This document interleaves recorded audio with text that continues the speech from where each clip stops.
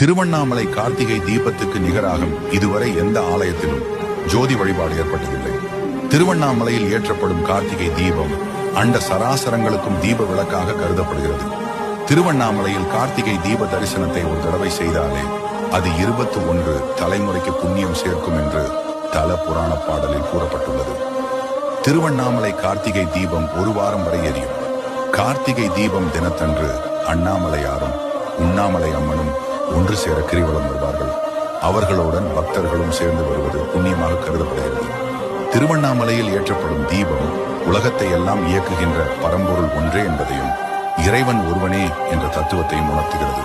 கார்த்திகை தீபத்தன்று அதிகாலை திருவண்ணாமலை கோவிலில் பரணி நேரத்தில் ஏற்றப்படும் பரணி தீபத்தை அங்குள்ள கால பைரவர் சன்னதியில் வைத்து விடுவார்கள். பிறகு மாலையில் அதைத்தான் மலை உச்சிக்கு எடுத்துச் சென்று தீபத்தை ஏற்றுவார்கள். திருவண்ணாமலை தீபத்தை காண ஆண்டு முழுவதும்